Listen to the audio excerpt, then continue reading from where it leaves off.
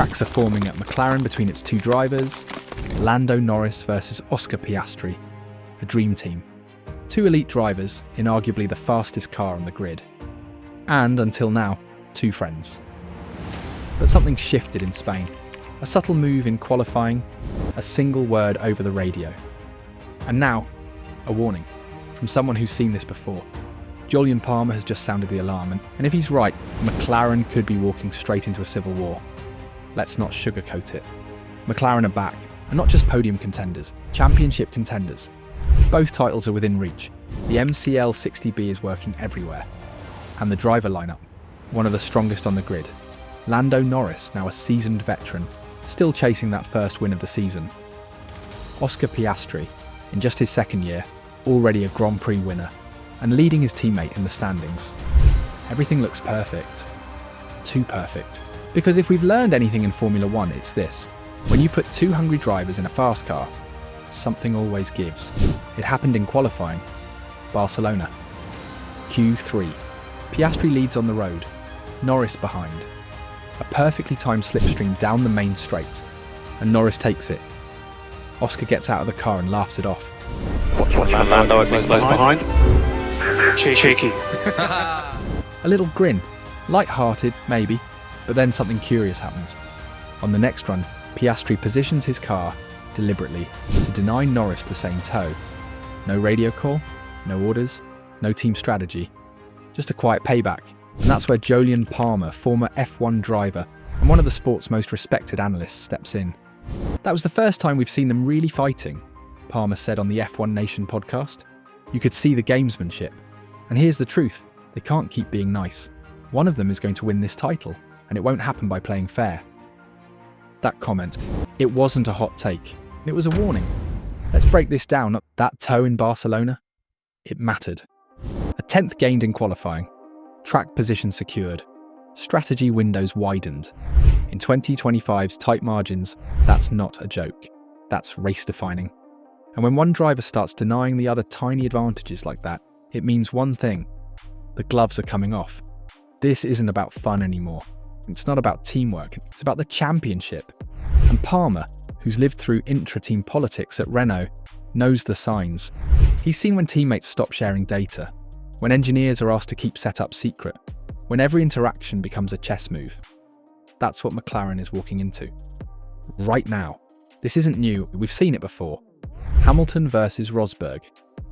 Mercedes' golden years nearly ended in disaster. Best friends became bitter enemies. It started with radio games and qualifying blocks. It ended with collisions and sabotage. Sebastian Vettel versus Mark Webber. Multi-21. An order ignored, a relationship destroyed. Verstappen versus Ricciardo. Two talented drivers. Equal machinery. A double DNF in Baku. Every time a team lets the tension boil too long, it explodes. And the most dangerous thing about McLaren, they don't have a number one driver, and that's noble, but also naive. Because eventually, just like Palmer says, only one of them is going to win. And the other, they're going to start playing defense. So here's the real question. Can McLaren manage this? Right now, both drivers are performing. They're mature, professional, respectful, but they're also hungry. Oscar Piastri has shown the kind of ruthlessness we usually don't see this early in a career. He's methodical, calculated, fast under pressure. And Lando, he's had to wait too long. He's seen the win slip away. He's seen teammates come and go. Now finally he has the car, the team, the opportunity. And you think he's going to give that up quietly? Absolutely not. What we're watching right now is two ticking time bombs in matching papaya suits. The beauty of this rivalry is how subtle it is, but it won't stay subtle for long. Here's what to watch for. Q3 positioning games. Who leads who on track? Who gives a tow? Who gets blocked? Strategy divergence. Is one driver getting undercut? Who's first in the pits? Radio tone. Listen carefully. Who starts questioning strategy? Who starts demanding answers? Post-race body language. Fist bumps, cold shoulders. And most of all, when does McLaren step in? Because if they wait too long, it'll be too late. Right now, McLaren are second in the Constructors' Championship. They have the car to challenge Red Bull. They have the momentum, they have the drivers. But if that driver pairing fractures, game over. A single crash, a blown 1-2 finish, a pair of DNFs. That's all it takes. Ask Red Bull, ask Mercedes, ask Ferrari. This isn't about speed anymore, it's about control. And if Andrea Stella doesn't get a handle on this, if Zach Brown doesn't make a hard call when the time comes, McLaren could lose everything they've built. 5 races in the next 7 weeks. Canada, Austria, Silverstone, Hungary, Belgium. High-speed circuits, tight qualifying sessions, big strategy windows. This is where the cracks will start to show. This is where Palmer's warning becomes prophecy.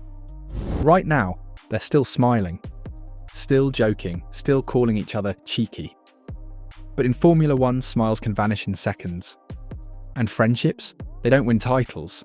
Jolyon Palmer didn't just drop a headline, he exposed the truth.